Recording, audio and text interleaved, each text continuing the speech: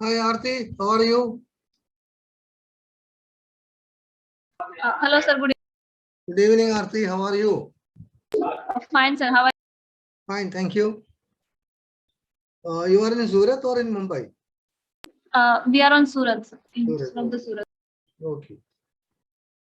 So, 7 o'clock. I think you can start the program. There are few participants already logged in. Yes. We'll wait for 5 minutes for more people to join and then we'll start. Okay, sir.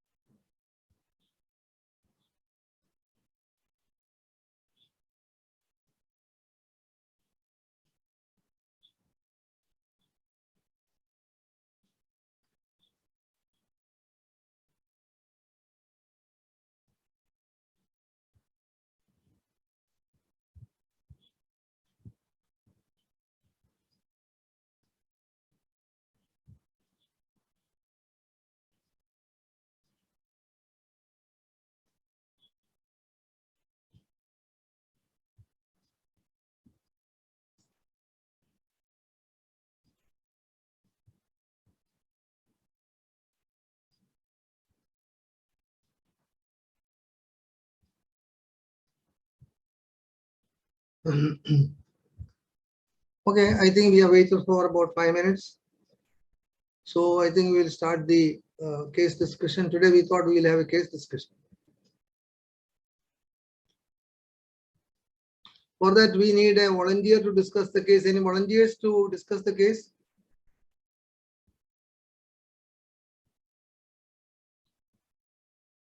Final years, especially those who are doing third year DM DNB program. One of you can discuss the case.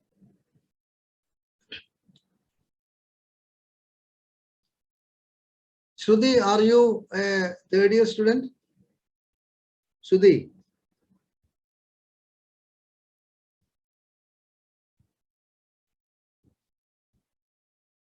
Shruti, can you hear me?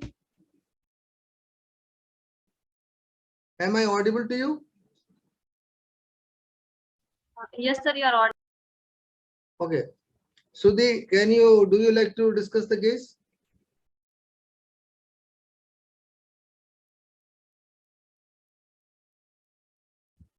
If Shruti is not planning.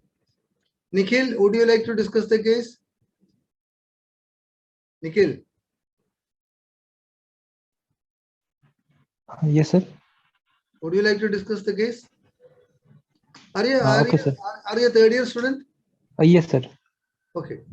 So which institution are you coming from? Amla Institute, sir. Amla. Okay, okay. Yes. Trichur, okay. Yes. So would you like to discuss or? Yes, sir. Last time did you discuss? Last time, yes, sir. That hemodynamic traces we discussed. Sir. Which one? Last class, sir. Hemodynamics tracing. No, hemodynamics, right. Before that, we discussed a case. Did you discuss the case, or is it Eknath who discussed? No, sir. I was not there in that case. No, sir. I was not there in that case. Oh, you are not there. Okay, okay. Okay, then if there are no other volunteers who would like to discuss, then we'll ask Nikhil, because you have been very active, so I want others to become active.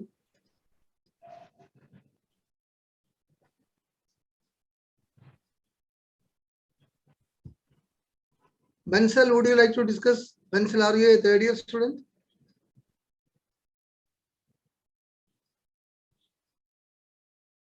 Bansal, would you like to discuss? Shashikant.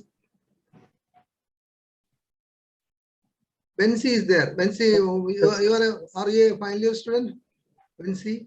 It's a second year student. Second year student. Okay, you have to wait for some more time. Any final years who would like to discuss? Okay, then we'll ask Nikhil to start the discussion. Okay, Nikhil, so you discuss the case. Yes. I will project the case.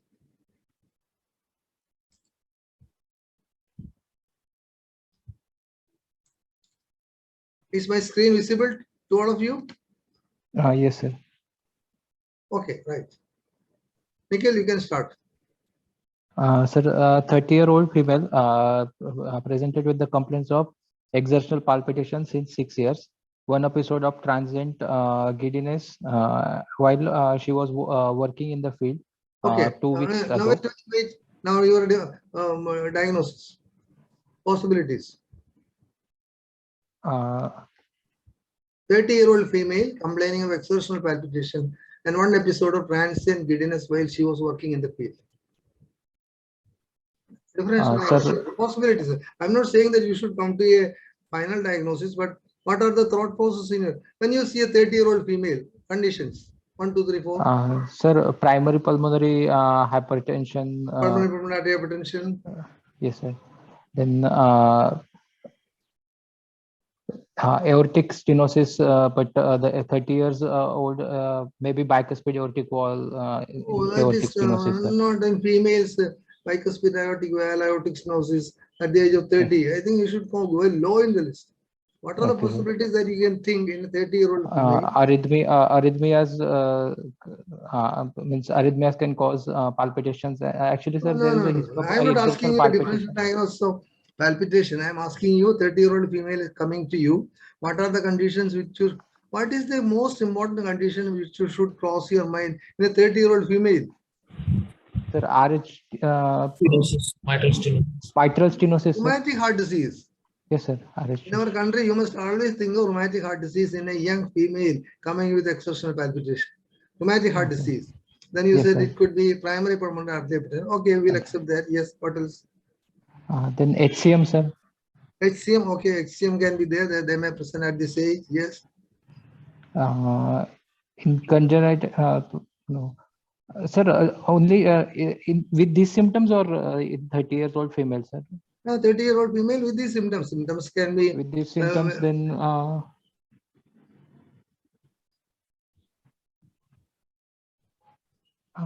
ASD, but giddiness is least likely with the ASD. Yes, sir. ASD should be considered. So ASD might have developed some degree of pulmonary artery hypertension also. So ASD is a possibility. Very good. Yes. Mitral valve prolapse. Yes, patients can have mitral valve prolapse. They can have vague symptoms also. So mitral valve prolapse, very good.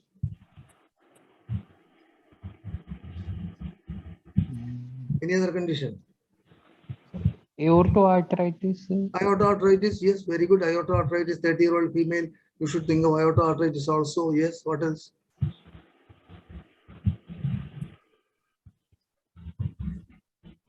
Endomyocardial fibrosis.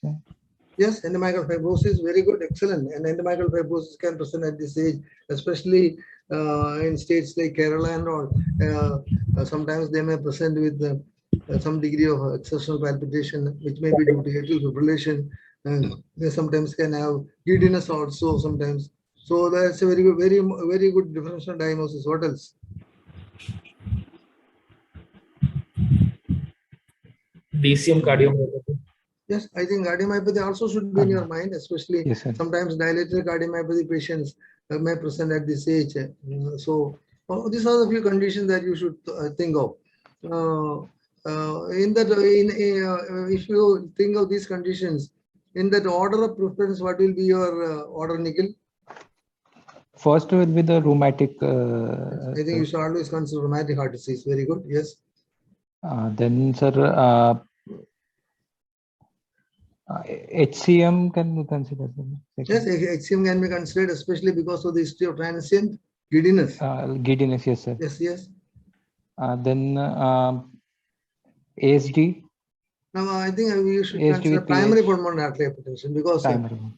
primary pulmonary artery hypertension can have exertional palpitation, breathlessness, and they can have giddiness also on exertion. Yes, one of the important symptoms of patients with primary pulmonary artery hypertension is exertional giddiness. Okay, very good. Yes. Yes, What else? Then, sir, endomyocardial fibrosis. Okay, all right. Endomyocardial fibrosis can be considered. I would keep ASD above endomyocardial fibrosis. Okay. Then endomyocardial fibrosis. Would you like to consider aorta arthritis also? Somebody has suggested. Yes, sir. Can they get exertional palpitation? But symptoms, yes, sir. Symptoms are not exact. Means will fit with the aorta artery. I mean, Yeah. So that is aorta a arthritis with aortic regurgitation is there. Then exertional palpitations can be there, yes, sir. aorta arthritis can give rise to aortic regurgitation and also mitral regurgitation. So they can have exertional palpitation. Then how can they have giddiness? So if carotids are involved, Yes. Then Subclavian steal syndrome, sir. yes, subclavian steal. Carotid may not be involved. Even otherwise, you can have subclavian steal. Saroj, what is subclavian steal? sir, in subclavian steal syndrome, sir, if left arm is used, then sir there will be a Why it is left arm? Why can't it be right arm? sir, because sir the vertebral artery, sir, there will be a communication so that the more blood will be flowing towards the subclavian and it will be less to the vertebral. Why on the left side? Because sir,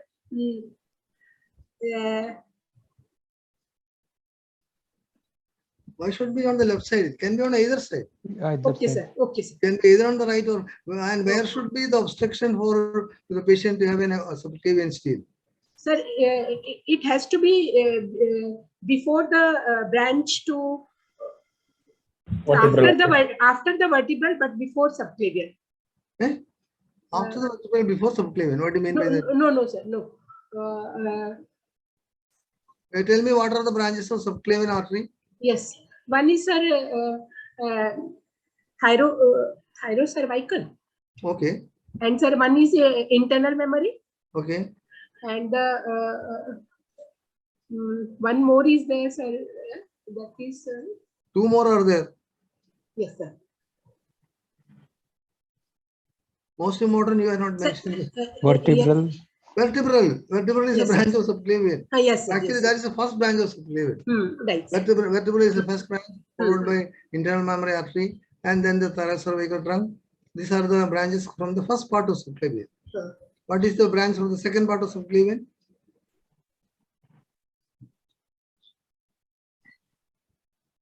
You cannot forget your anatomy. Yes, sir. Anybody? Which is the branch in the second from the second part of subclavian? Costocervical trunk. Costocervical trunk divides into two, goes to the neck, and it goes and supplies the posterior intercostal arteries in the first and the second intercostal space. That is the reason why in patients with coarctation of aorta, there is no Involvement of first and second. In the first and second ribs are always spared. But you have not explained the subclavian steel, Saroj. Yes, sir. Sir, there is a whenever the obstruction is before the before the vertebral artery, sir. Very good. So, If there is an obstruction before the vertebral artery. Before the vertebral artery. So when there is a exertion, means exercise to one arm, at that time there is a vasodilatation. The peripheral resistance decreases on that side, sir, and Yes. there is a communication between the both vertebral arteries. So that blood is vertebral blood is still, I mean, shunted to the dilated means vessel with the decreased resistance. That's why blood supply to the there is decrease in the cerebral perfusion blood. Yeah. Cerebral Whenever if there is an obstruction or obstruction to subclavian before the vertebral, and if that particular upper limb is made use of, there is a significant reduction in the vascular resistance to that limb, and it extracts the blood through the vertebral artery, because the vertebral artery, both the vertebral arteries come together to become the basilar artery, and the blood is diverted from the vertebral artery to the exercising upper limb through the other vertebral artery, while because of the sucking of the blood from the vertebral artery, there is ischemia to the midbrain, and that will result in syncopal episode. So in a subclavian steel, patient can have giddiness and syncopal episode. So we can also consider aorta arteritis also in this patient. What else? And also we have thought of the possibility of dilated cardiomyopathy. In dilated cardiomyopathy, how can there be transient giddiness? Nikhil? due to arrhythmia. Arrhythmia. Very good. Sir. You are right. Arrhythmia. These patients can have ventricular arrhythmias and sometimes a non-sustained VT or a short period of VT can make the patient feel giddy, and then subsequently the patient becomes sore, right? So, so all these are the conditions that we are suspecting. And now we'll go to story part. Any other differential diagnosis anybody would like to suggest? We have thought of the 4 or 5 possibilities, listening to the complaints and the age of the patient and the sex of the patient. Sir, anomalous origin of the coronary artery? Yes, anomalous origin of the coronary artery or coronary artery venous fistula. That also is Yes, a possibility, because they can have exertional palpitation, and sometimes during exertion, if there is an ischemia, that can result in transient arrhythmia and can have giddiness. So coronary anomalies also should be considered in this patient, especially coronary artery venous coronary artery fistula to the to one of the cardiac chambers. So that also is a possibility, and they can have exertional palpitation also. Okay, yes, very good. Okay, now I'll listen to the story. Okay, yes, Nikhil. History of the present illness. Symptoms started 6 years ago when she felt palpitation on exertion. That was regular, fast, and relieved by taking rest. No history of palpitation at rest. No history of breathlessness, cardiac pain, fatigue. She used to work in the field. The palpitation did not interfere with her work. Her symptoms of palpitations did not deteriorate over the past 6 years. 2 weeks ago, while she was working in the field, she felt pain on his left upper limb and had a transient giddiness. She did not fall down. No loss of consciousness, not associated palpitation. She quickly recovered. No convulsions, involuntary passage of urine and motion. She consulted a doctor who advised cardiology consultation. She is not on any medication at present. Sir, past history should also I read, sir, no? Yeah. Past history, patient is having a history of fever for 2 weeks associated with joint pain involving both large and the small joints 12 years ago. No joint swelling. Joint pain persisted for 4 weeks and settled with the medication. Her doctor advised her to take once in a 3-week injection for 5 years in order to prevent heart wall disease. She took the injection regularly for 5 years. No DM. Not diabetes. She was detected to have high blood pressure when she visited her doctor 1 week ago. There is no significant family history. A personal history, menarche at 13 years of age. She got married at 20 years of age. She's having 2 sons, 6 years old and 4-year-old age. Pregnancy and delivery were uneventful. Okay, now you some part of the story is available. So from the story part, what are the possibilities that you can think about? Sir, there is a history of the joint pain, and she was advised to take injections 3 weekly, sir. So this is a rheumatic heart disease, sir. Yes, I think because of the story of the associated joint pain involving both large and small joints. Small joint involvement can also occur in rheumatic fever. About 12 years ago, that makes us think that this could be rheumatic heart disease with cardiac involvement. With this rheumatic heart disease, what is the heart lesion that you are thinking of? Sir, regurgitant lesion Yes, because there is a suspected, history sir, of because palpitation. palpitation and her pregnancy also was uneventful, sir. Yes, So the pregnancy was those and also we have to think of the possibility of a regurgitant lesion rather than a stenotic lesion like mitral stenosis. Even though in females mitral stenosis is very often more frequently encountered than mitral regurgitation. Mitral regurgitation is more frequent in males. Okay, right? Yes. So one possibility is rheumatic heart disease, mitral regurgitation, or aortic regurgitation, and she has and the lesions are not very significant because she is not very much symptomatic. She is still very active. Okay, right? Yes. So will you explain systemic hypertension?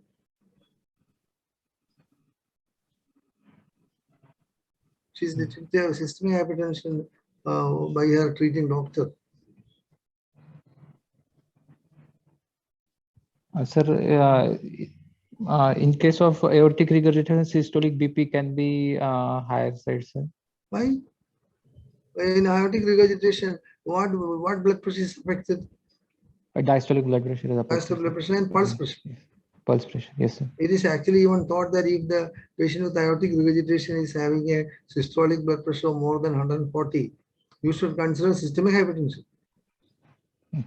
Because in aortic regurgitation, the low diastolic blood pressure, high pulse pressure, and near normal or marginally elevated systolic blood pressure. That's usual pattern. Yes. So here, how will you explain it? So do you have to say that this is independent of the Isolated hyper. Yes, it is the systemic hypertension is independent of rheumatic heart disease, and she must be having idiopathic hypertension. And at what age does these patients with idiopathic hypertension manifest, Nikhil? What is the age range in which usually the idiopathic or previously called known as essential hypertension is detected?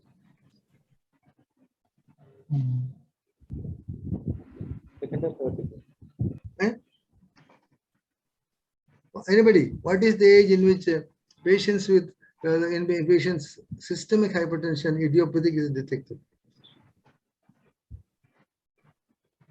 5 to 50. Yes. No, this is a very simple question. It's a MBBS question. Not even an MD question. It's an MBBS question. Any one of you? What is the age in which patients with idiopathic hypertension mostly develop hypertension? You must have treated plenty of patients with systemic hypertension, mostly idiopathic. And what is the yes? After 4th decade. After 4th decade. That means after the 40 years. Anybody else? 35 to 50 years. 35 to 50 years. Any other opinion?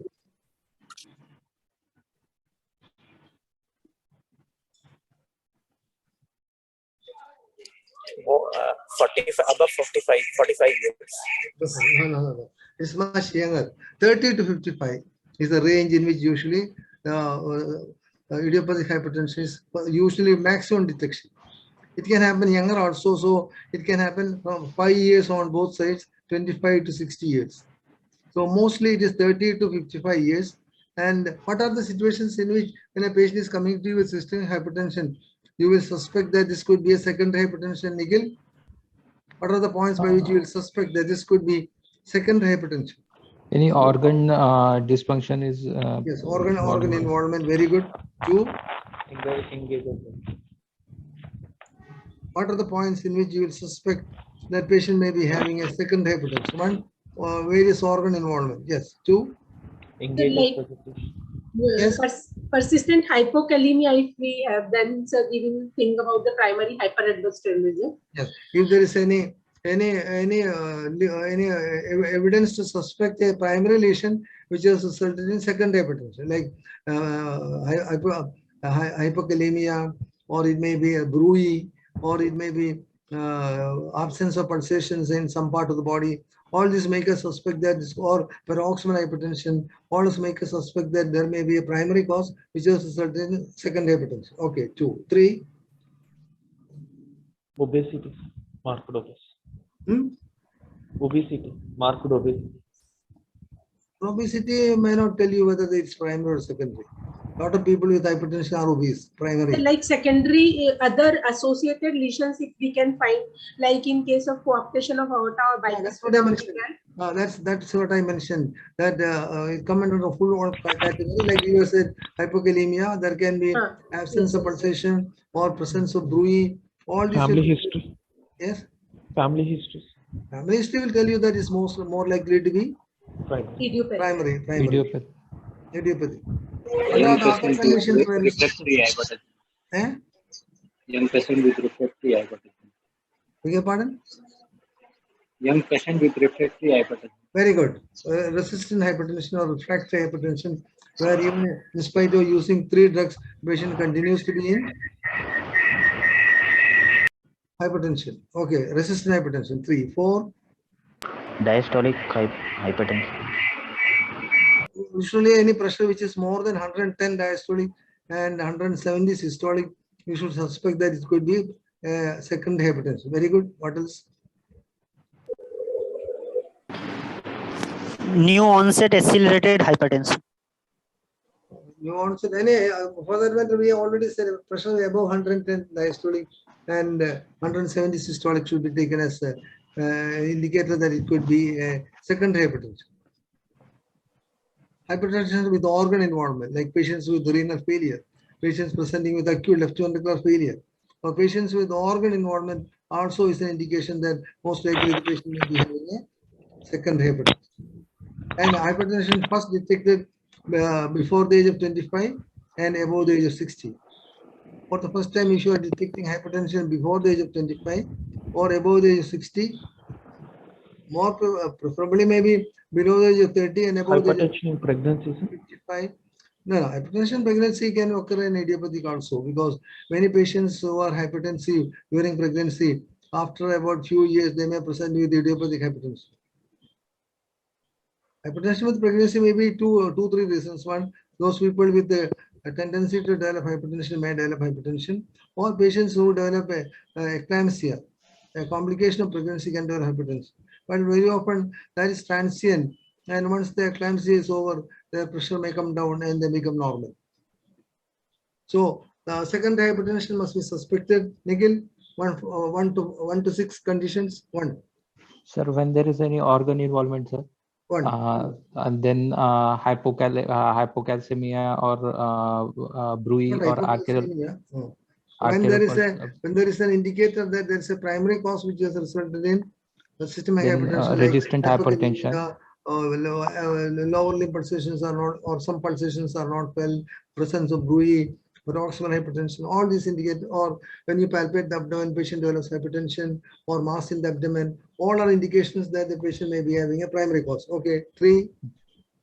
Then diastolic BP more than 110 and systolic BP more than 70. 170. 170. On Yes, first sir. examination. Okay, very good. Yes, sir. Then hypertension before 20 year age of the 20. Before 25. Before 25 Before and 25. above 60. First detected before 25 and above 60. Okay. What else? Sir, in Paroxysmal obesity, can we, hypertension, or sir. like obstructive sleep apnea for obesity, can we consider? Yeah, obstructive sleep apnea, obesity patients can develop hypertension, but that usually is not considered as a cause for second. Okay.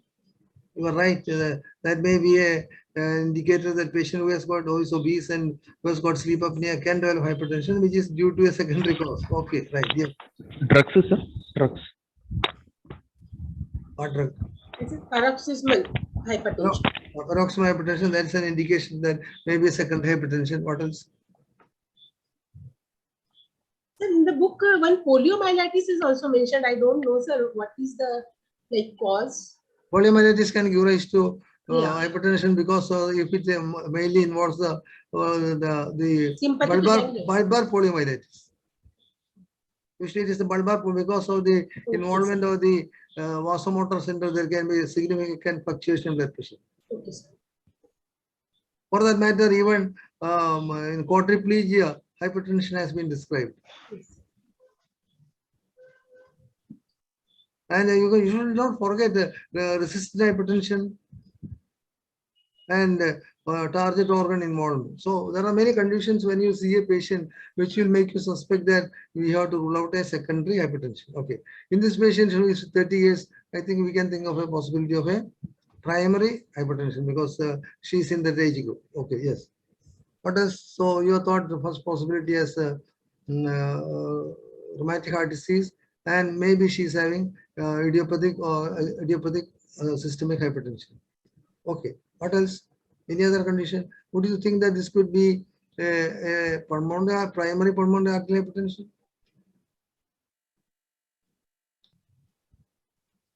Nikhil? Sir, primary pulmonary hypertension can be there, sir, but just because of past history was given with the rheumatic heart disease, that's why. No, we are thinking about possibilities. Primary pulmonary hypertension can be whenever there, whenever you discuss a case, it is better to think of differential diagnosis till the time you have come to a final diagnosis, because that keeps your mind open. You can look for everything. Yes, sir. Primary pulmonary hypertension can be considered, sir. Why are you considering that? So are you keeping it high in the list? Sir, there is history of giddiness history. Okay, that's a point in favor because the patient had an exertional giddiness that can happen in primary pulmonary arterial hypertension. Okay, yes. But then patient was symptomatic for 6 years. 6 years symptoms in primary pulmonary arterial hypertension is not least likely, sir. Very unlikely. Because only 30 years over the years she did not deteriorate at all. Yes, These patients quickly deteriorate, they become symptomatic and they steadily deteriorate. Unless some intervention and some treatment is aggressively instituted.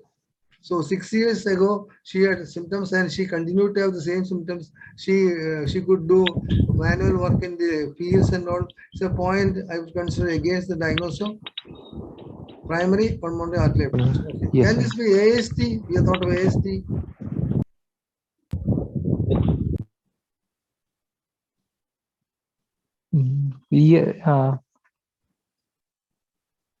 Exertional palpitation, that can be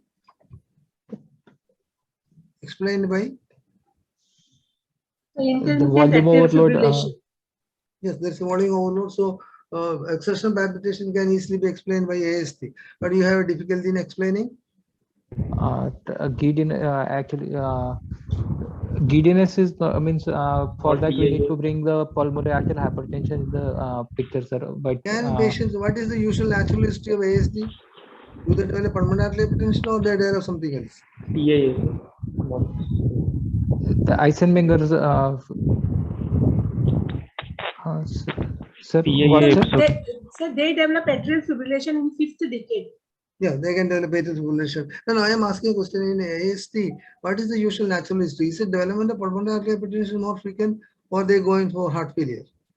So they will go for heart failure, common. sir. There is no history of childhood recur. There is. They will go for the heart failure, sir. Heart failure. Why do they develop heart failure? What, sir? Why do they develop heart failure? No, they will develop increased pulmonary blood flow situation. Sir. Okay, they develop increased pulmonary blood flow mechanism. Sir, from there is through the ASD blood from the left to right shunting is there, so there is increased volume of the blood coming to the right side, and that will be. No. You have to tell me why there is a increase in the pulmonary blood flow in a patient with what usually happens to patients with VSD PDA as they age. Does the blood flow increase to the pulmonary system or decrease? Sir, I actually, sir, It will decrease, sir. It will decrease in patients with VSD and PDA with the development of pulmonary vascular changes. The blood pressure increases in the pulmonary system and the left right shunt gradually comes down. What happens in ASD, Nikhil? Sir, actually, what happens, sir, in ASD, in VSD and PDA, sir, there is there is increase in the right atrial pressure. There is increase in the right ventricular pressure, and that is increased. There is no time to decrease the. Sir, just a minute. Sir. No, you don't use the word right ventricular pressure increases. There is a pulmonary vascular reaction resulting in pulmonary arterial hypertension, and consequently, RV pressure goes up. Yes, sir. Sir, normally what happens after birth, there is decrease in the pulmonary vascular resistance. But in case of VSD and PDA, there the increased due to left to right shunt, the pulmonary vascular resistance is not reduced. Why? What is the mechanism? No, it is. Sir, it is exposed to high means it is exposed to high increased volume status, sir. No, you are not very clear. I would like to know why in a patient with ESD and PDA, the for that I must start from the beginning. It's once more. What is the pattern of pulmonary vascular resistance regression in a normal child? Sir, within 6 to 8 weeks, pulmonary vascular resistance will come to the normal normal age, sir. Wrong. Anybody else who would like to answer? What is the normal pattern of pulmonary vascular resistance regression in a normal child? With first breath only, sir, 50% decreases. Very good. With the first breath, 50%. What is the mechanism? Sir, because of the first breath, sir, the pulmonary vasculature opens and there is a negative pressure. Yes, with the first breath, the pulmonary vasculature is totally opened up, the capillaries, everything opens out, and there is a significant drop in the pulmonary vascular resistance. 50% is when the first breath is taken, the 50% drop. Then, sir, by 3 to 4 weeks, another 25%. So it will come to almost normal by 4 weeks. Yes. Usually in about 2 to 3 weeks time, the remaining 50% will drop over a period of next 2 to 3 weeks. So usually by about 2 to 3 weeks time, the pulmonary vascular resistance come back to the adult pattern in a normal child. In a patient with VSD and PDA, what happens? Nikhil? Sir, in VSD PDA, this normal regression of pulmonary vasculature will not occur, sir. Why? That is what I want to know. Why it is not happening? Because it is exposed to higher higher blood pressure, higher pressure, sir. Higher pressure means? Because in VSD there is a VSD, there is a left ventricular pressure is higher, sir. That is reflected on the means LV pressure and RV pressure are almost equal, sir, in last what is the pressure in the RV and LV when the child is born? When child is born, RV pressure is higher than the LV pressure, sir. May not be higher, may equal to. Because why it is equal to the LV pressure? Because, sir, before birth, because at the time before birth there is a higher pulmonary vascular resistance because it is RV is exposed to systemic pressure, sir, before birth. Through how is RV exposed to systemic pressure? Through PDA, sir. Yes, through the PDA, RV is exposed to systemic pressure, and the blood has to flow. The whatever is blood flowing from the right ventricle to the pulmonary system has to be shunted through the PDA to the systemic circulation. System, sir. Yes, so the RV pressure is equal to, or even maybe slightly more than the LV pressure, so that the blood can flow through the PDA to this descending thoracic aorta. Okay. So in a patient with VST and PDA, what happens when the child takes the breath?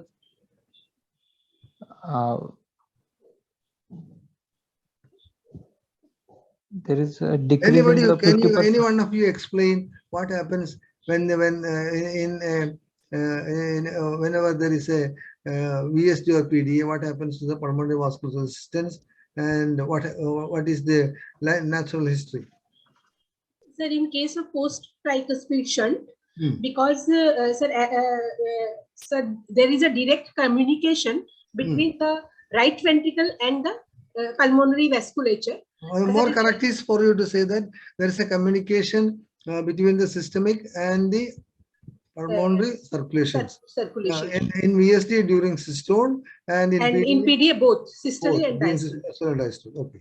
So it is a communication. Yes.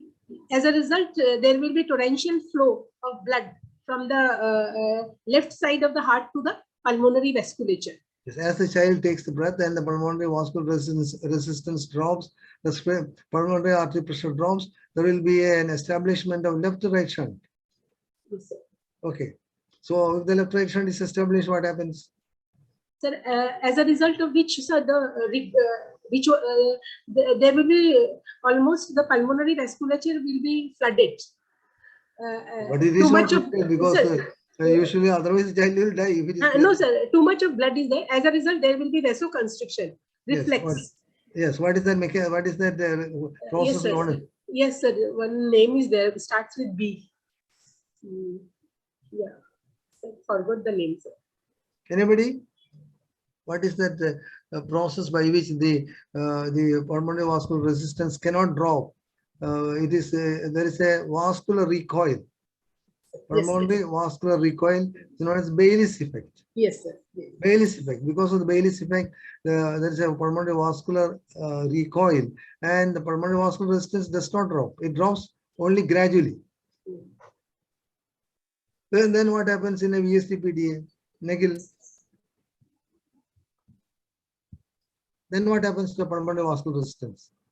Over a period of time, as the shunt is getting established, what will happen to pulmonary vascular resistance? It will not decrease, sir. It will not decrease significantly. It gradually decreases, but it will not reach the adult pattern. Usually over a period of about 4 to 8 weeks, usually takes about 6 to 8 weeks time, the pulmonary vascular resistance can drop, but it will not reach the adult pattern. That is why patients with VST and PDA, they become symptomatic around 2 to 3 months. They may not be symptomatic at birth, but they gradually become symptomatic by about 2 or 3 months of post-birth. And that is why a pediatrician may tell that this patient is not having any heart lesion, and then 2 months later, the grandmother detects that the child is having tachypnea, and the child is brought for cardiology examination.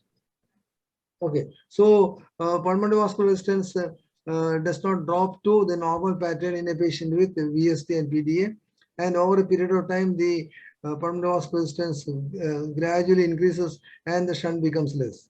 What happens in AST, Nikhil? Sir, in ASD, there is the pulmonary vascular resistance decreases, and along with that, RV become more compliant, sir. Why does the pulmonary vascular resistance decrease? Mechanism. Sir, why it is decreasing normally? What, sir? Why other than unlike in VST or PDA, in an AST patient, what is the reason the pulmonary vascular resistance regression is normal?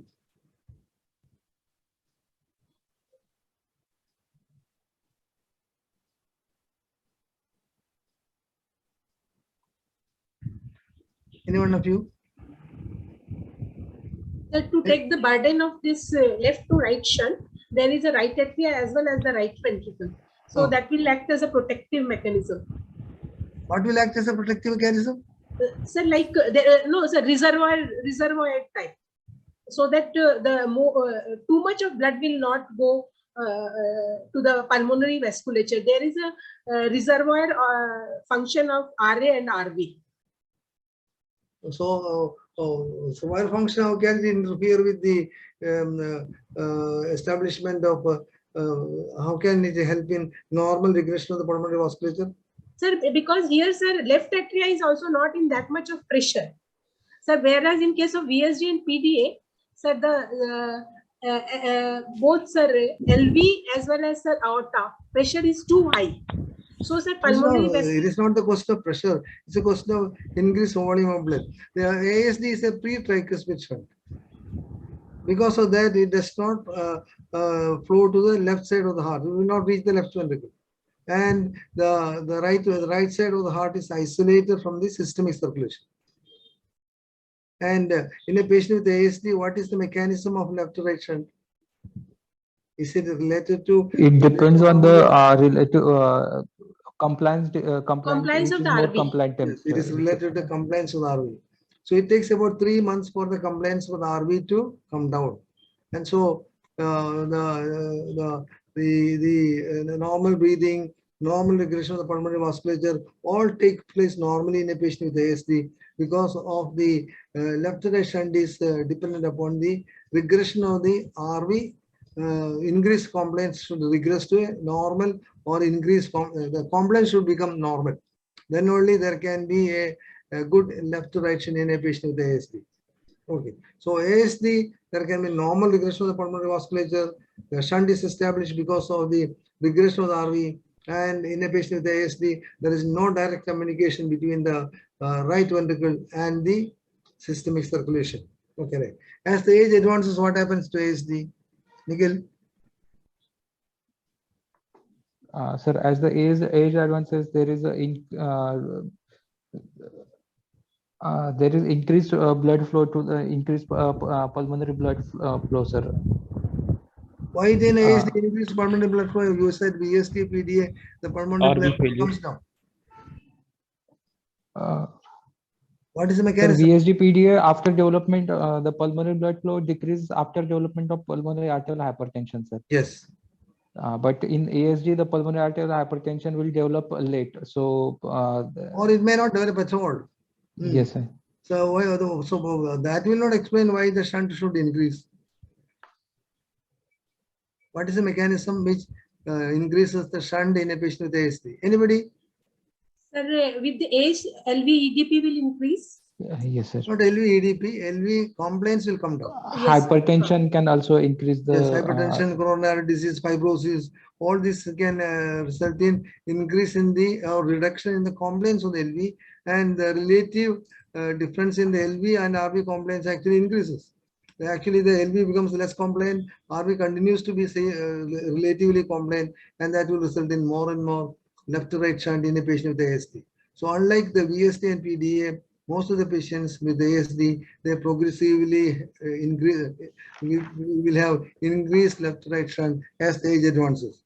So increase in left to right shunt, what are the complications that can happen in ASD? Recurrent respiratory tract infection. No, they don't develop because for respiratory tract infection, there should be left heart failure. Usually ASD do not develop that. Sir, RV failure will develop due to volume overload. Explain the sequence of events which leads to RV failure. Why should the RV suddenly fail? So there is development of pulmonary arterial hypertension. No, it is not the pulmonary arterial hypertension which leads to RV failure.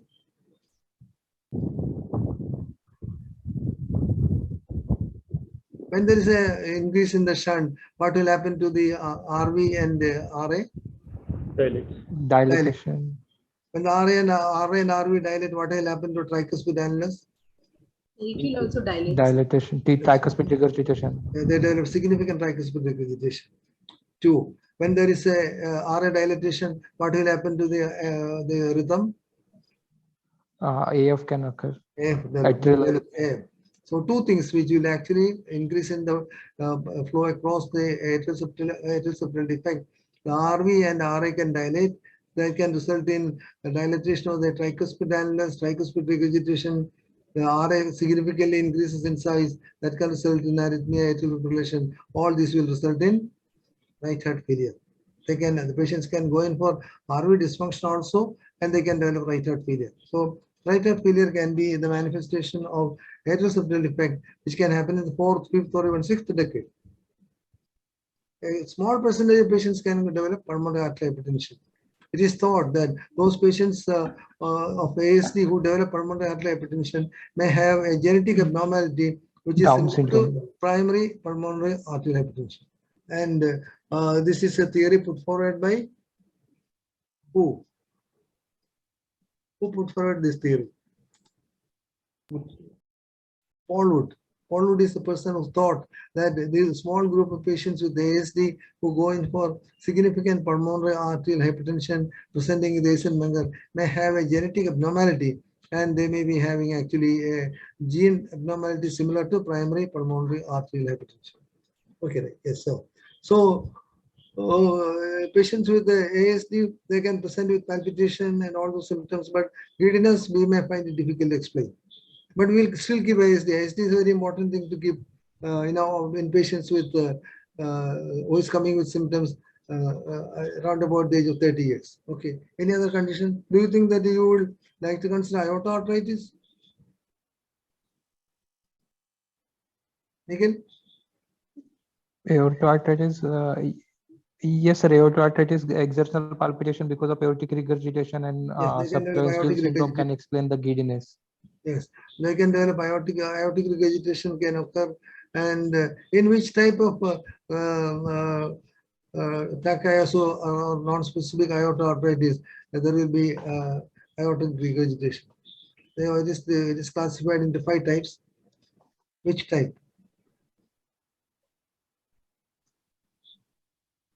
What is the reason why they develop aortic regurgitation?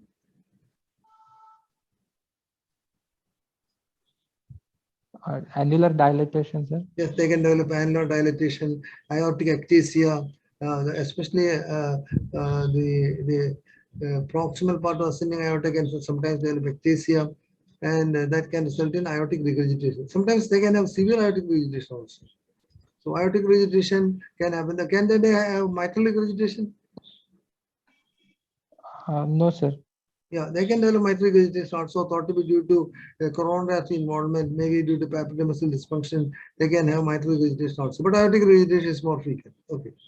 And what is your explanation for giddiness?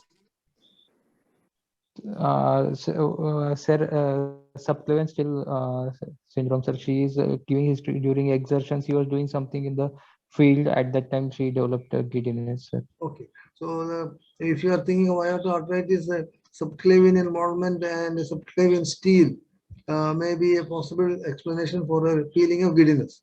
Okay, so we'll keep that also as a possibility. Anything else? Good evening, sir. Good evening. Oh, we were missing you. You are. I'm hearing your sound after a few days. I think Nikhil is your classmate. Yes, sir. Yes. Oh, okay, right. Yes. Yes, sir. Sir, can it be bicuspid aortic valve with coarctation? Bicuspid aortic valve with coarctation, sir? Yeah, we have thought of a congenital heart disease where that can be a possibility. Bicuspid aortic valve with coarctation. Only thing is that aortic valve abnormalities are less frequent in females, but it's mostly a male's disease. Oh, definitely, bicuspid aortic valve, aortic stenosis, coarctation of aorta can definitely be considered. Because hypertension history is also there, sir. That's what I. Yes, hypertension is there, so that will make us think that whether the patient is having coarctation of aorta. Okay, so these are the possibilities that we are thought. Sir, can you put HCM? HCM? Yeah, HCM also. Yes, we didn't discuss that HCM. Nikhil, we are in the differential diagnosis. We are thought of HCM also. Nikhil, do you think that this could be HCM?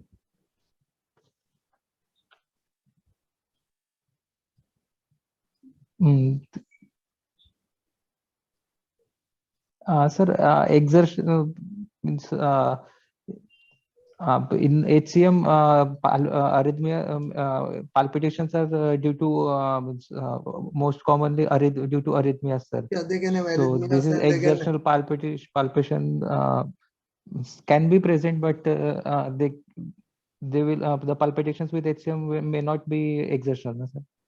Yeah, it can be exertional also, but I agree with you that exertional palpitation goes strongly more in favor of a volume overload.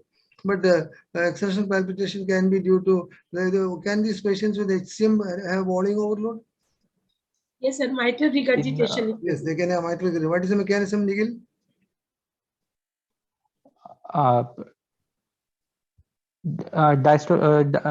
Diastolic MR, sir. Diastolic No, MR. no, Why there no, should sir. be diastolic MR? No. Due to You systolic got to explain it. SAM, sir. SAM. How can there be diastolic MR? No, sir, due to SAM, sir, systolic artery. Then if there is a SAM, how can it be diastolic? No, sir, not diastolic. No, they can have MR because of the systolic anterior motion of the Anteromitral leaflet. anterior mitral leaflet. Also Is that intrinsic deformity, sir, of yes, the anterior papillary muscle. yes, there can be a intrinsic abnormality of the anterior papillary muscle and the direction of pull because of the hypertrophy. Direction of pull of the leaflet by the anterior papillary muscle may be distorted, and these patients can have mitral regurgitation. Is it that all patients with SAM will have a mitral regurgitation? Nikhil? Or is it only some of them?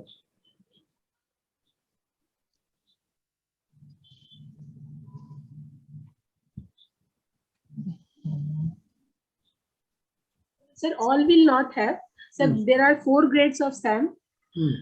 Sir, so grade 1 or 2 may not have, sir, and even if have less. Whereas, sir, if it is, sir, more severe systolic anterior motion, then, sir, there will be mitral regurgitation. Systolic anterior motion may be due to 2 mechanisms. Or you have to study the mechanism. One may be because of the systolic anterior movement of the anterior mitral leaflet. That will result in mostly mitral regurgitation. But sometimes these patients can have a large posterior mitral leaflet, and when there is a movement of the anterior mitral leaflet, posterior mitral leaflet also moves. Then it will not have. So those patients will not have mitral regurgitation.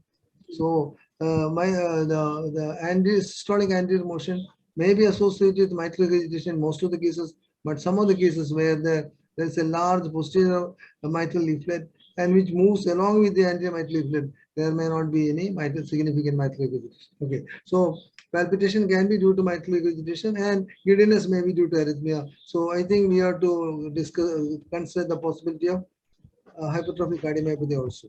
I think so. We have considered a number of conditions. Now, shall we go to physical findings? Anybody else who would like to bring in any other diagnosis? So the strong diagnosis is rheumatic heart disease because of the history of joint pain. Oh, can this joint pain be due to aorta arthritis, Nikhil?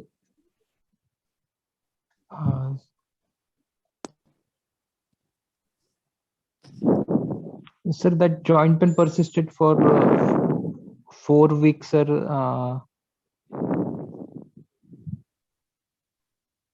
Can patients with aorta arthritis have joint symptoms in the past? Anybody? Yes, sir, they can have, because, sir, it is thought that this one is either due to the autoimmune disease or, sir, tubercular in origin. Yes. So, sir, it is thought that these patients with aorta arthritis can have 2 phases. One is an acute and active phase, and second is the late and delayed resolved phase. In the acute active phase, they may behave like a active inflammation with fever, malaise. Then they can have joint symptoms. All these things can have. And during this time, what investigation will help you to diagnose? ESR? ESR will help you. Very good. What else? CRP. C-reactive protein. C-reactive protein. Very good. Then, sir, other like rheumatoid factor. Yes. Rheumatoid. Any anti-nuclear antibody.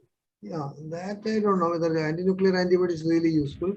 One investigation which may pick up information, which is a high-end investigation is? Yes, sir. PET yes, scan. sir. One is PET scan. Very good. PET scan. PET scan pick up the inflammatory process and various areas of inflammation involving the vasculature can give you a clue that the patient may be having a process which can ultimately lead to aorta arthritis-like picture. Okay. Now we'll go to the findings. Okay. Right. Sir, on examination, patient is cooperative, not dyspneic, the respiratory rate 12 per minute, no pallor, cyanosis clubbing, no edema of dependent parts, no external anomalies. On CVS examination, extrapericardial examination, pulse 75 beats. Extrapericardial Not examination, pericardial, pulse. precordial. Yes, yes, sir. Precordial. So you're doing 3 examinations in cardiovascular system are outside the precordial, that is inspection, pulse, GAP, and blood pressure. Then you can come to the precordial examination also. Okay, right? Yes. Yes. Pulse 75 beats per minute. It is regular, normal volume, no special character. Left upper limb pulsations are feeble. Pulsations are feeble from left subclavian. Left carotid pulsations is feeble. Lower limb pulsations are normal. Then blood pressure, right upper limb 120 by 70 mmHg. Left upper limb 90 by 70 mmHg. Right lower limb and left lower limb systolic blood pressure 180. JVP is not elevated above the sternal angle. Then normal waveforms. Okay. Then So precordial. from this history, what do you think? Sir, there is a difference between the right upper limb and lower limb BP, sir. Right and left upper limb BP, sir. Okay. So aortoarteritis can. You're getting a lot of findings. Left upper limb pulsations are Feeble, sir. from left subclavian, obviously meaning that there may be an obstruction. And left carotid pulsations are also Feeble. Feeble, yes, sir. okay. Yes. And lower limb blood pressure is 180 per millimeter, 180 millimeters of mercury systolic. So considering 180, the right upper limb also must be having some degree of Obstruction. obstruction. What is the normal difference in this systolic blood pressure between upper and lower limbs? 20 mmHg. Up to 10 to 20 is borderline, above 20 is abnormal. So here it is 60. So obviously something is wrong, which has resulted in a lower right upper limb blood pressure. If there is an obstruction, the right upper limb obstruction is definitely much less than the left upper limb obstruction, because Yes, right blood pressure is 120 per 70, while left upper limb is 90 per 70. Okay, so these findings make us think that this could be aortoarteritis can be. yes, aortoarteritis. Okay, go ahead. Then precordial examination, sir, inspection and palpation. Apex beat felt in left fifth intercostal space, 1 centimeter outside the mid-clavicular line. It is heaving type. No sound, thrill palpable at apex. No parasternal hue. No sound or thrill felt in the base of the heart. No pulsation are felt in the epigastrium. Yes, by this heaving, apex beat is heaving. Volume overload. Pressure overload, sir. Yes, pressure overload. Because the patient is having systemic hypertension, and then there is some way. But there is a slight cardiac enlargement. How would you explain it?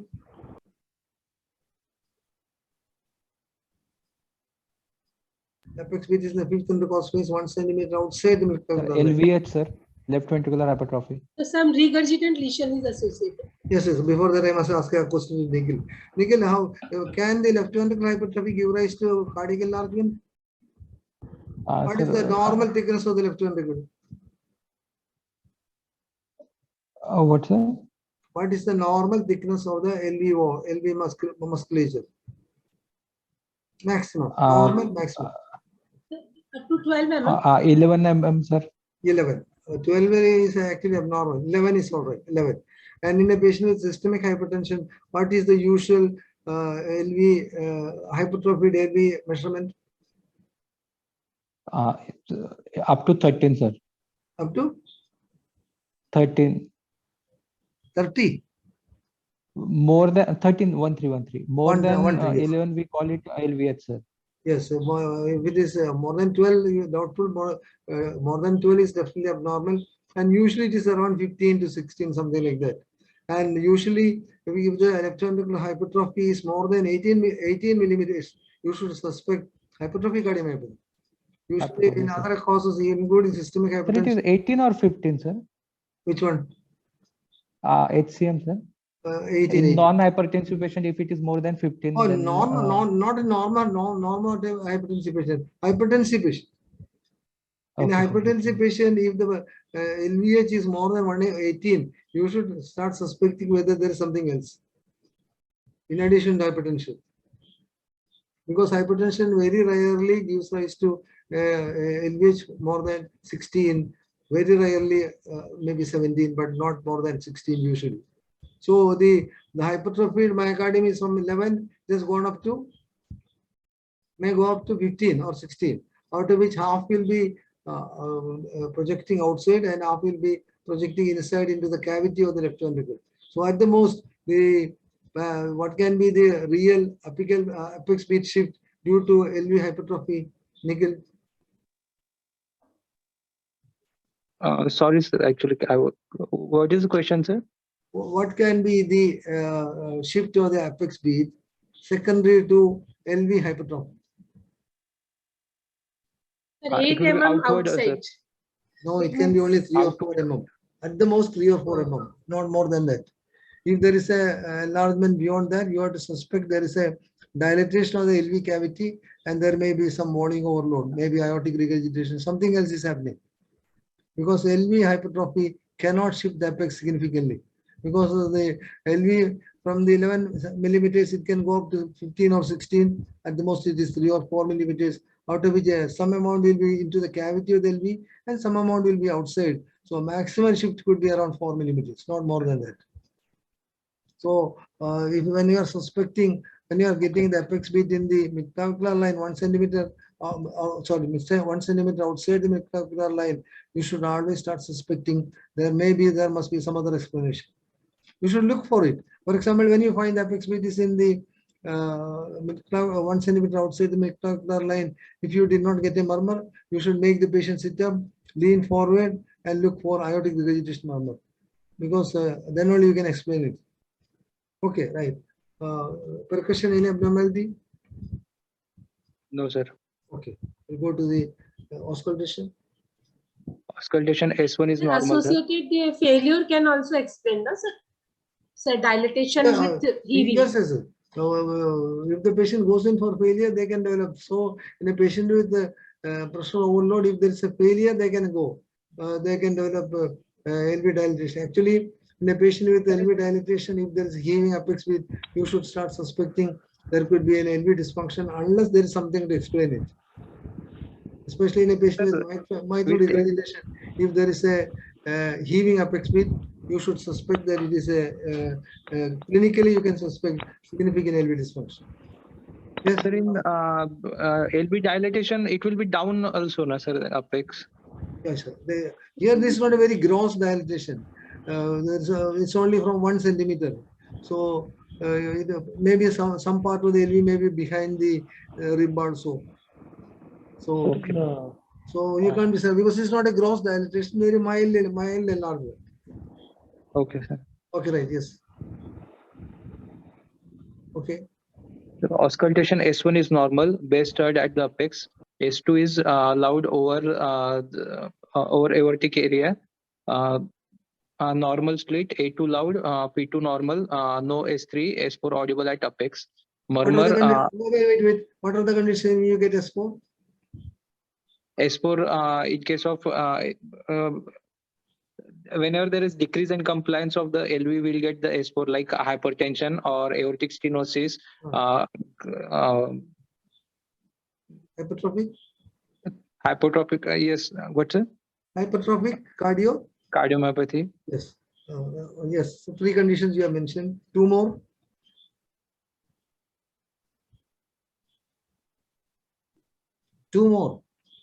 Sir, acute MI? Yes, ischemia. You need not go for MI. Ischemia. Yes. Ischemia can go. So what is the mechanism, Nikhil? Ischemia, there is decrease in compliance because of LV dysfunction. There is decrease in compliance, sir. So not because of LV dysfunction. Diastolic function is an active function. It needs oxygen and nutrients.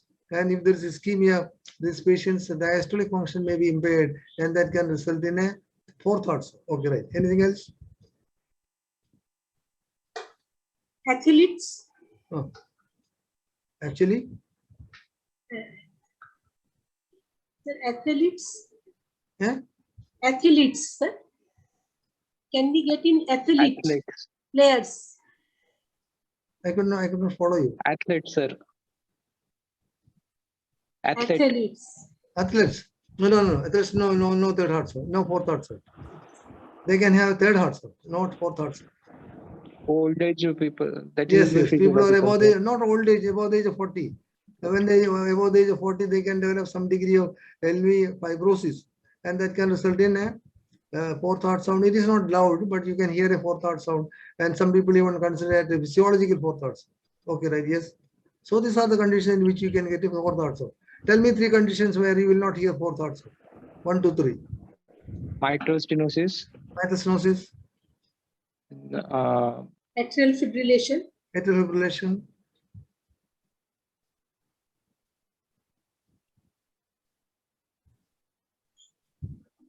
Nikhil,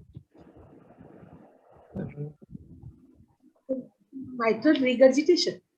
no. Regurgitation, you can, Acute if there is a, causes. you can definitely get a fourth heart sound if there is a LV hypertrophy and all. Even acute regurgitation also can cause this. Which acute regurgitation? AR. Acute Yes, acute aortic regurgitation. What is the reason? What is the reason? LV is not dilated. Eh? Increased LV and diastolic pressures. Yes. Premature closure of mitral valve. Very good. There is an acute elevation of the LV and diastolic pressure in acute aortic regurgitation, resulting in premature closure of the aortic valve. And during the time of atrial contraction, the LA pressure is not enough to open the mitral valve. So these patients, so there are 3 conditions where you don't get a fourth heart sound. They are mitral stenosis, atrial fibrillation, and acute aortic regurgitation. Okay, right. Yes. Go ahead. Sir, then murmurs are early diastolic, blowing high pitch murmur at second right intercostal space and third left intercostal space close to the sternum, heard along the left sternal border. The length of the murmur up to mid diastole, better audible in sitting and leaning forward position with breath in expiration. Okay. No What is it? Interpretation? What is this murmur due to? This is aortic regurgitation murmur, sir. Okay, it's an aortic regurgitation murmur. What are the other early diastolic murmurs? Pulmonary regurgitation murmur and aortic regurgitation murmur, sir. What type of pulmonary regurgitation? Hypertensive. Yes, you're right. Hypertensive pulmonary. Hypertensive pulmonary regurgitation. Yes, hypertensive pulmonary regurgitation. Normotensive pulmonary regurgitation, sometimes it will be more like a mid-diastolic murmur. Actually, it is not, even though it can be early diastolic, but the early diastolic commonly will not be audible, and it may appear like a short mid-diastolic event. So hypertensive pulmonary regurgitation, aortic regurgitation, third. Truncal regurgitation. Truncal regurgitation, fourth.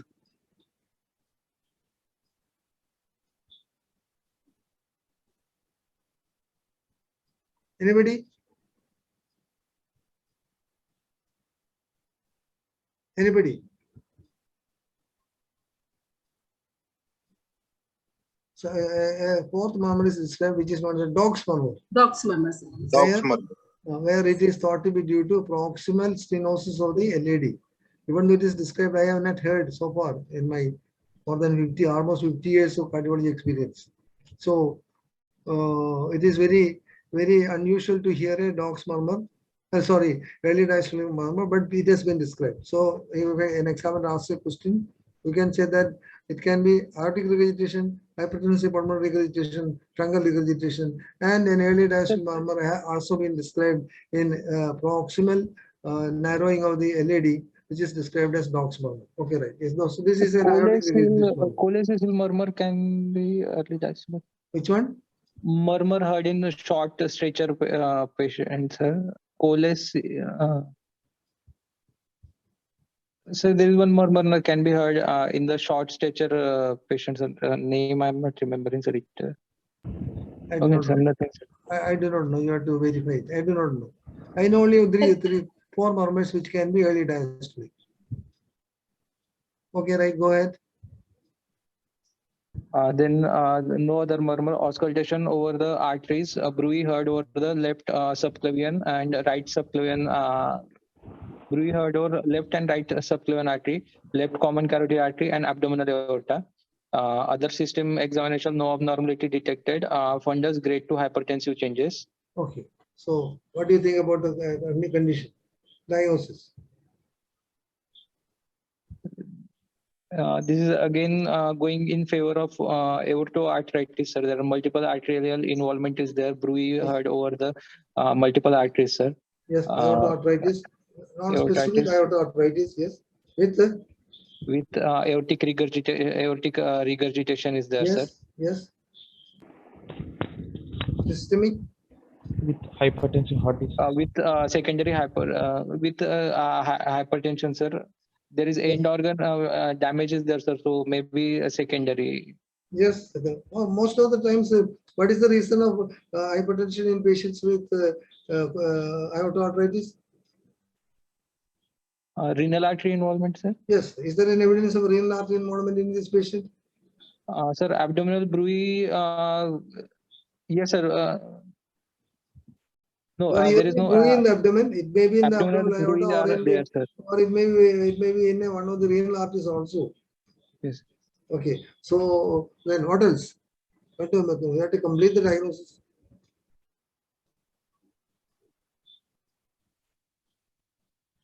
You have put a non-specific aortoarteritis, aortic regurgitation, systemic hypertension, multiple vessels are involved, and there may be some probability of a renal involvement which is cause of hypertension.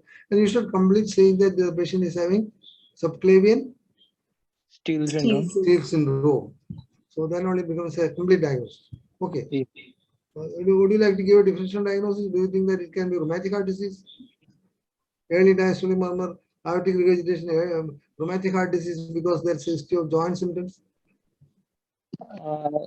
No, sir, because all other in rheumatic fever, in RSD, other arterial involvement, and these are the least likely, sir. And you should say that this patient is having multiple major artery involvement, which is suggestive of aortoarteritis. And the early diastolic murmur, which is due to aortic regurgitation, can occur in these patients. And also the history of joint symptoms about 12 years ago, it can be the acute phase of aortoarteritis, and that also can be explained. So you have to give explanation for everything. Yes, sir. So I consider that this is the only possibility. Do you think that you would like to consider both possibilities, aortoarteritis and rheumatic heart disease?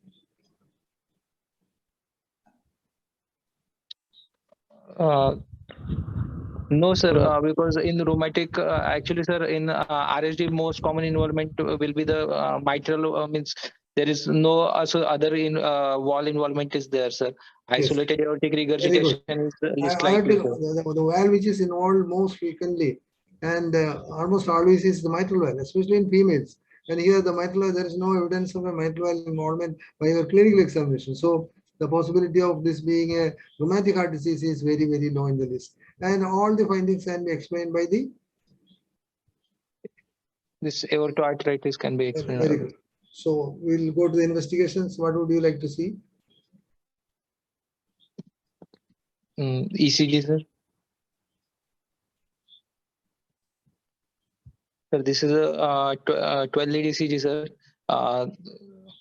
with axis around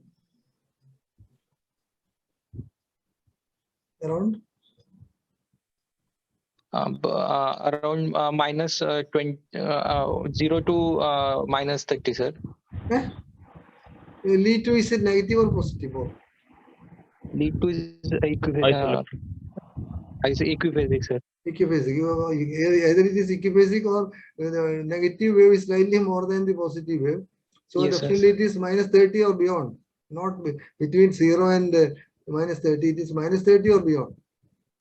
So minus 30. Okay, right? Yes. Minus 30. Then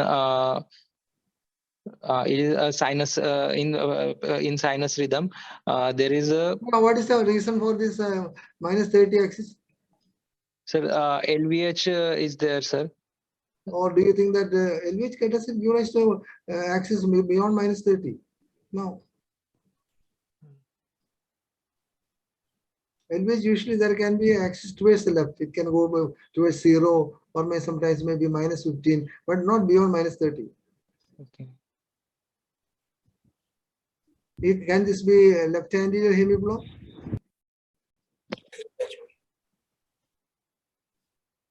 Nikhil, can this be left anterior hemiblock? Yes, sir. Yes. Why? Sir, there is a positive deflection in 1 and AVL, sir. No, that is not enough. There should be a QR pattern lead 1 and AVL. Okay. The definition is there should be QR pattern lead 1 and AVL, where the Q as well as R is more prominent in AVL than in lead 1. And there should be one more criteria. There should be an RS pattern in lead 3 and AVF, where the R and S should be more prominent in lead 3 than in AVF. These two criteria should be really satisfied. Then only in this electrocardiogram, all the criteria are satisfied. The axis beyond -30. There is a QR pattern lead 1 and AVL, where the QR is more prominent, Q and R are more prominent in AVL than in lead 1. 2, 3, the patient is having an RS pattern in lead 3 and AVM, where both the waves are more prominent in lead 3 than in AVM. So all the criteria are satisfied. So you can confidently say that this patient is having left anterior hemiblock. Yes. Is it clear to you, Nikhil? Yes, sir. Yes, sir. You have to satisfy 3 criteria for the diagnosis Yes, of sir. left anterior hemiblock. Please repeat. Yes, sir. Repeat. Sir, QR pattern in 1 and AVL, in Yeah. which Q and R waves are more prominent in AVL than 1.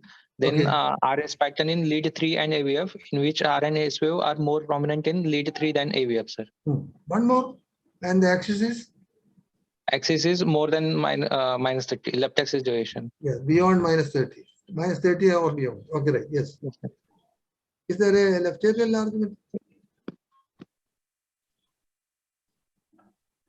Is there a left atrial enlargement? Yes, sir. Why do you say that? Sir, there is Why are you saying that? Sir, in lead 2 bifid and in V1 negative. V1 there is prominent. more prominent negative deflection in V1, sir. Not prominent is not enough. That you have a criteria. Sir, Maury's index. Maury's index 0.1. The negative deflection is more than 0.04 milliseconds, sir. Eh? What did you say? Sir, it is more than 0.4 millimeters square. No. Meter square. No, sir. It is more than one small square, sir. It is equal to or more than one small square.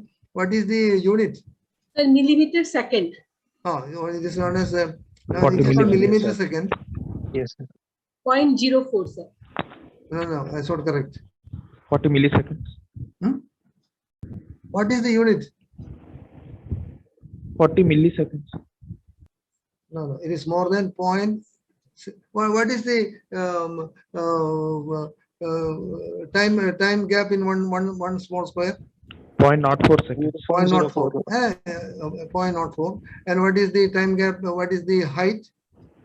One small square. 0.1. 0.1 0.1. millivolt. So 0.04 multiplied by 0.1 will be 0.004.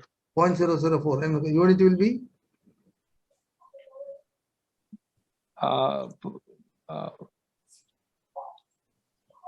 millivolt second volt millivolt second. Millivolt second. So if the negative deflection of the P wave in V1 is covering an area of 0.004 millivolt second, it indicates left atrial overload.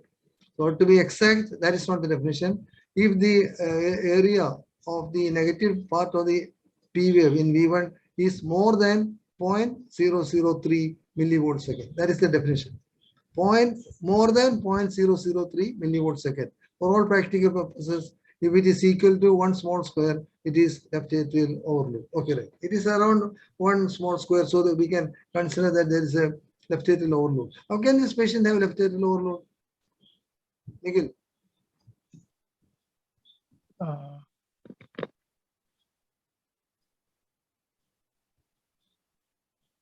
So diastolic dysfunction. Yes, diastolic dysfunction. The patient is having systemic hypertension, left ventricular hypertrophy, fourth heart sound. All those things are there indicating that the left ventricular Filling pressures are high. filling pressures are elevated, and that can result in the left atrial enlargement. Whenever you see some abnormality, you should give an explanation. You Yes, can make sir. it a habit. Anything Yes, sir. you have to explain. Yes, sir. And only become a good student. Yes, sir. Oh. Then what else? Then there is a left ventricular hypertrophy is there, sir. Yes, what type? LVH with the strain pattern, sir.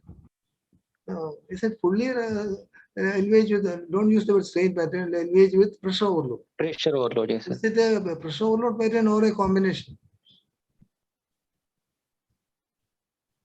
What are the features of ECG having pressure overload?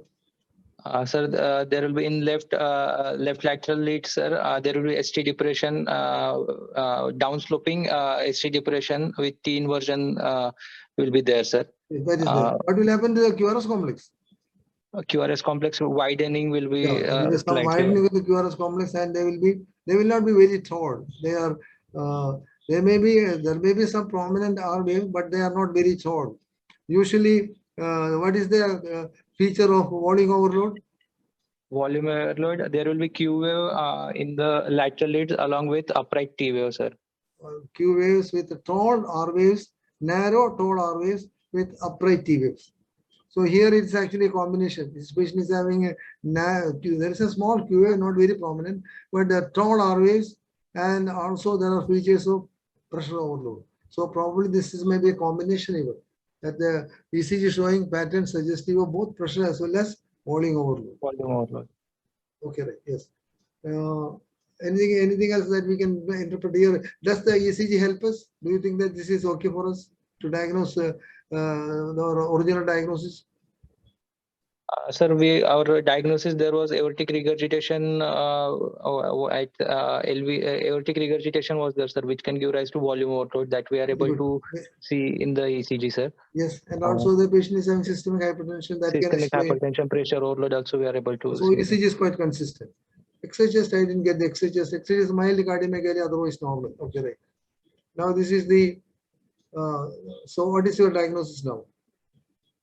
So the diagnosis non-specific aortoarteritis with major arterial involvement with aortic regurgitation with major arterial involvement with subclavian steal syndrome with aortic regurgitation with secondary hypertension.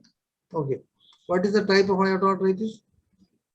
What are the types 1 to 5? Types. Anybody? What What are the types of aortoarteritis?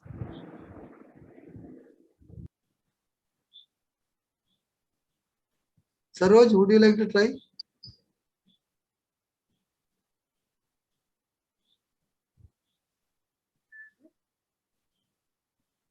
Bensi, would you like to try? Okay, we'll come to discussion. Right. So the full diagnosis is non-specific aortoarteritis type 3 with involvement of both the subclavian arteries, left common carotid, abdominal aorta, and probable renal artery stenosis, systemic hypertension, aortic regurgitation moderate, left ventricular hypertrophy with subclavian left steal syndrome. Okay, so what is the full diagnosis? Okay, what is this? This is CT aortogram, sir. Oh, actually, it's an MR aortogram. All right, does not matter. CT aortogram, all right. What do you find? Sir, there is the arrow is showing that subclavian artery is there, sir. There is narrowing, luminal narrowing is there, sir. The Yes. arrow is showing the luminal narrowing of subclavian artery. Yes, where? The upper arrows are in the left side, sir. Okay, on the upper arrow, yes. Is there a subclavian stenosis of the on the right side? Yes, sir. That asterisk mark. Yes, that shows a Asterisk mark is there, sir. That is showing this right subclavian artery. Also, there is another asterisk that is showing the left common carotid artery as also involvement is there, sir. Yes, okay. Any other involvement? Then there is an arrow. There is a renal artery involvement. Is there, sir? Yes, yes. You can see the renal artery involvement, and also Yes, there's some irregularity, and left renal artery is not seen at all here. Yes, sir. So there may be possible that the renal artery is completely obliterated. Yes, sir. And also there is some irregularity of the abdominal aorta, indicating that there is some abdominal aortic Dilatation. abdominal aortic involvement, some dilatation. Both dilatation as well as stenosis can occur in patients with Aortitis. Yes, okay. So all these findings support the diagnosis. So few words about aorta. Can you read it? Yes, sir. Sir, aortoarthritis Dimensions not given, sir. Aortic root. We didn't measure that aortic. If there is a dimension, most likely the patient may be having some degree of aortic root dilatation or maybe some degree of aortic ectasia, and that is why the patient is having aortic regurgitation. Okay, right. Yes, read the aortoarthritis. Sir, aortoarthritis, non-specific aortoarthritis, Takayasu aortoarthritis, sir, is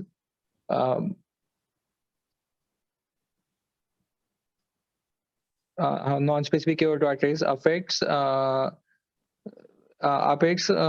young. Yes, affects young below the age of. Affects young less than 40 years. Yes. Involves aorta and large arteries. Female are more attendee than male. Affected than male. Ratio is 8:1. Then can result in both. Can result in both systemic and not systemic, stenotic and can result in stenotic and aneurysmal lesion. Yes. Then gelatinous plaques in aorta may be the first, maybe the earliest lesion. What, sir? The pathological examination has shown that in some of these patients there can be a gelatinous plaque inside the aorta, and it is thought that this may be the earliest manifestation of aortoarthritis. Gelatinous plaques. Yes, yes. Okay. Secondary atherosclerotic changes can occur. Yes. Next. Yes. After active phase. Active phase associated with fever, malaise, joint weight loss, fever, malaise, weight loss, arthralgia, and fatigue. If there is artery involvement, then can be tenderness. There can be tenderness of the artery. Yes, yes. Yes, sir. After the latent period present. The patient presents as aortic or major arterial involvement. Okay, right. Yes. Next. Then non-specific aortoarthritis can be involved. On the right side, cardiac involvement. Cardiac involvement. Systemic hypertension and LVH, aortic regurgitation, mitral regurgitation, coronary artery involvement, myocarditis. Then they may present with heart failure. Secondly, to something like heart failure, pulmonary arterial involvement with PH. Then myocardial infarction. So these are the different manifestations of the aortoarthritis on the heart: systemic hypertension and also associated left ventricular hypertrophy, aortic regurgitation secondary to the root of the aortic ectasia. Mitral regurgitation may be due to papillary muscle dysfunction, coronary artery involvement, mostly ostial involvement or proximal coronary artery fibrosis, myocarditis.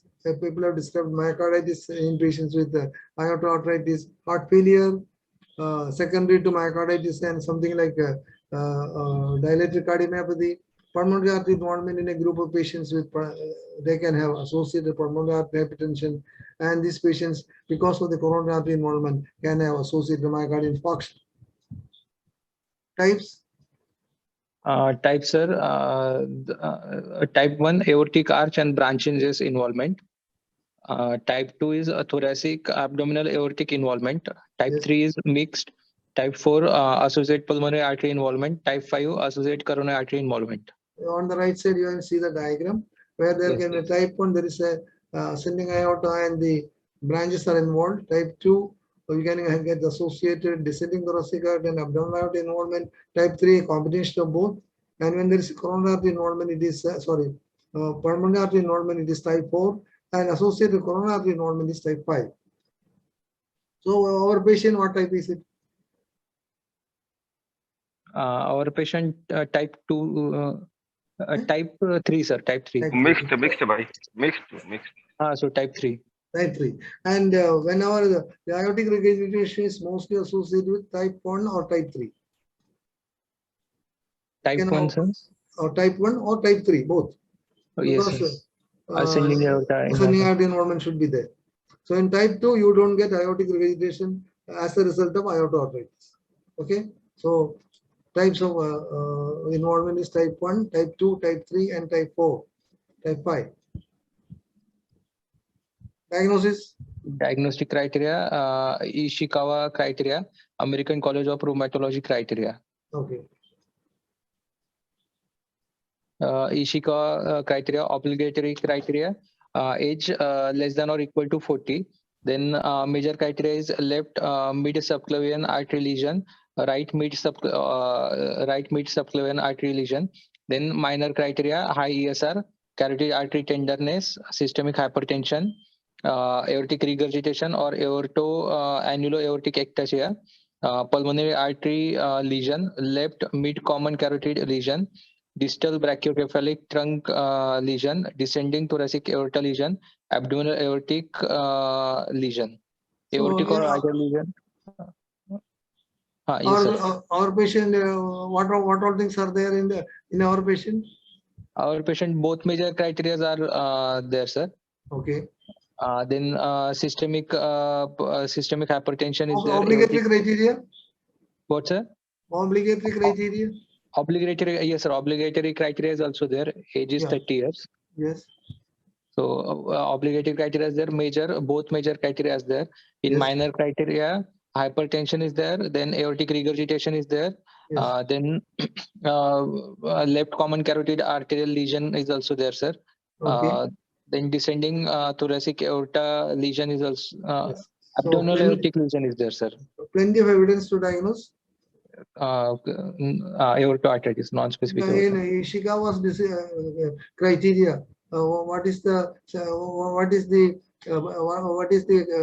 points to diagnose aortoarthritis in addition to obligatory criteria? How many criteria should be there? Major, minor?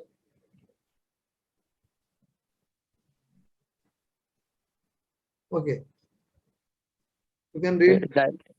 Diagnosis in presence of obligatory criteria, the following suggest non-specific aortoarthritis, 2 major criteria or 1 major plus 2 or more minor criteria and 4 minor criteria. Okay. In our patient, plenty of 2 major criteria. Yes, sir. Plenty of Yes, sir. evidence to diagnose Aortoarthritis. aortoarthritis. Okay, right. American College of Rheumatology criteria.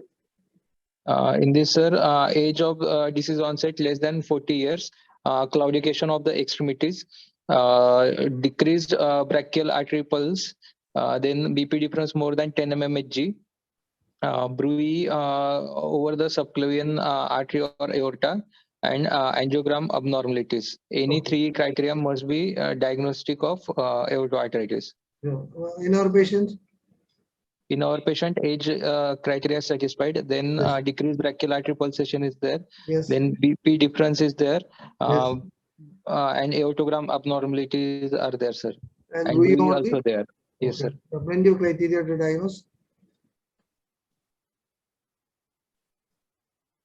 Okay. Investigations. Investigation, sir. Blood ESR, C-reactive protein, ASO titer, RF factor, chest X-ray, then which shows aortic calcification, echocardiogram to assess the wall involvement, cardiac catheterization and angiography, CT angiogram to assess the lesion, MRI for thickened arterial wall. Yes, and you can sometimes do in active phase of aortic arthritis, you can do PET scan also. PET scan, yes, sir.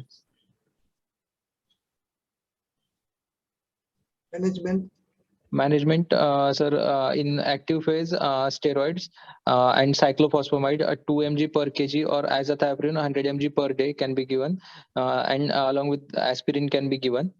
In interventional treatment, angioplasty for the stenotic lesion.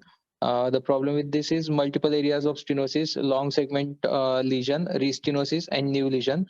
Yeah. And These surgical patients treatment. are very high likelihood of going for restenosis. The lesions are long segment lesions, so sometimes the dilatation is difficult, or sometimes when you are using for a stent, you may have to use large, long stents, and there is a high risk of new lesions appearing, multiple areas of stenosis. So there's always a difficulty, but this is the only salvation. If the patient is having severe symptoms due to ischemia, then angioplasty can relieve the ischemia sometimes for a long period, and these patients may require multiple interventions. Okay, right? Yes. Surgical treatment, bypass surgery for symptomatic patient, excision of disease segment and graft placement, and arterectomy. Yes. So this is a nutshell about the aortoarthritis. Anybody who is having any doubt can ask now about aortoarthritis. If there is an aortoarthritis case in the hospital, that will definitely come for the examination. So you should know everything about aortoarthritis, diagnostic criteria, the pathology, the cardiac involvement, and the management strategy. I have given in a nutshell what are the points you should know in a patient with aortoarthritis. Sir, for how long we have to give the steroids, sir, in acute phase? Usually, steroid dose is decided by the ESR. When the ESR comes down, you can gradually taper and stop steroids, and aspirin can be continued indefinitely.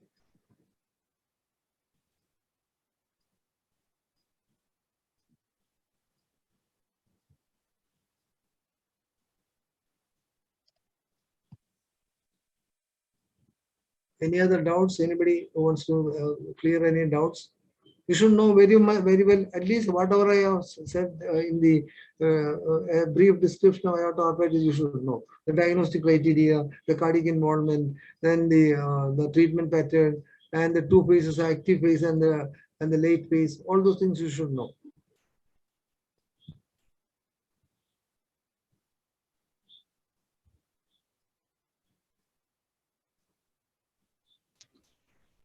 When do we suspect when do we this initial phase, sir? When those classical stenotic lesions are not present. No, I could not. You were not very clear to me.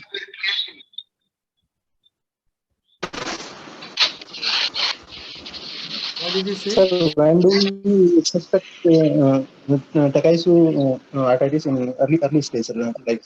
Oh, it is difficult because unless you do a biopsy of the vessel wall, it is not possible. And biopsy is not correct to do because at that time there is an obstruction. And if you damage the vessel by a biopsy, then the patient may go into all types of trouble. So MRI can be sometimes helpful because you can see the wall thickness, and the pathology can be sometimes made out by doing an MRI. So if you have got a suspicion that it could be aortoarthritis, better go for an MRI. And also you can do a PET scan, which will give you an acute information for the various parts of the aorta.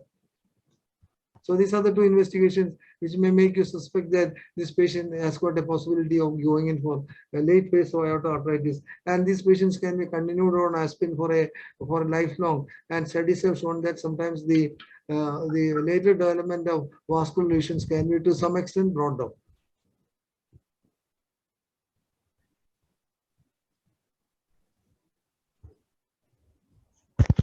In case of aortoarthritis, dissection is less common. Yeah, because it is a fibrosis. Yes, the process is actually a process of fibrosis and involving sir, the vasa vasorum is involved. So the arteries supplying to the aortic wall, they are also involved. As a result, sir, the aneurysm dissection is less common. because there is a very often they go in for there is fibrosis of the media as well as adventitia, Yes, and yes. it becomes really strong, and the dissection is a very unusual phenomenon. Yes. It is described but very unusual. But they can have both stenosis as well as dilatation. Aneurysms can happen.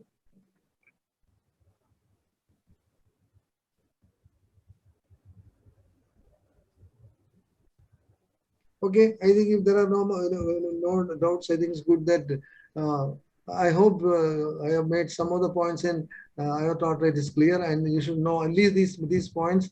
And if there is a case, that will be definitely kept in the examination. I think Nikhil, you did reasonably well. There is some more room for improvement, but I think by repeatedly presenting, you can improve your the confidence to present as well as to confidence to discuss the case. Yes, sir. Thank you, sir. Where is your classmate? He's not to be. He's very quiet today. Yes, sir. Your other colleague, Gaurav. Gaurav. He is there, sir, in class. Okay. All right. If everything is fine, I think we'll stop at that level. Next week, what shall we have?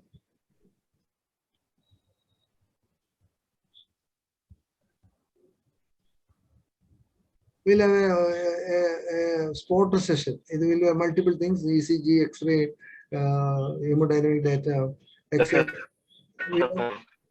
Beg your pardon? What did you say? Yes, sir. Spotters only, sir. Spotters. Yes, sir. Spotters. Next week we can have Sir, spotters. spotter session, and after the spotter session, we can think of another case discussion week after next. Okay, right. Okay. Good night. Okay. Thank you. Good night, sir. Thank you. Thank you. Thank you, sir.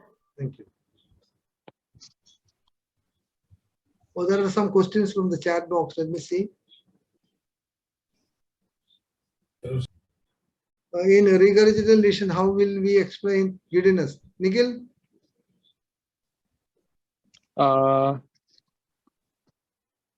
It's a question has come.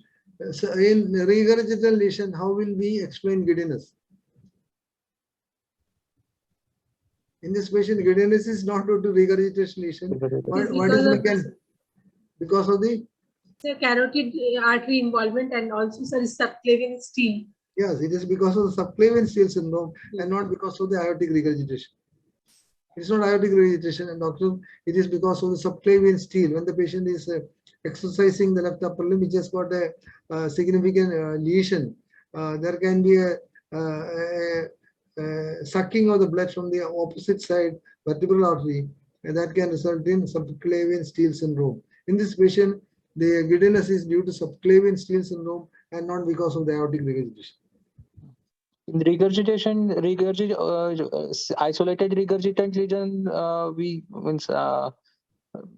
giddiness can be explained, sir, exactly. No. Aortic regurgitation will not give rise to giddiness. While if the patient is exercising, what will happen to the hemodynamic abnormality? Symptoms will improve, sir. His symptoms will improve, sir, actually. Not symptoms improve, so the hemodynamics will encourage more forward flow, and actually the aortic regurgitation may even come down. Decreases. Yes, sir. So the exercise, the giddiness is not a feature of aortic regurgitation.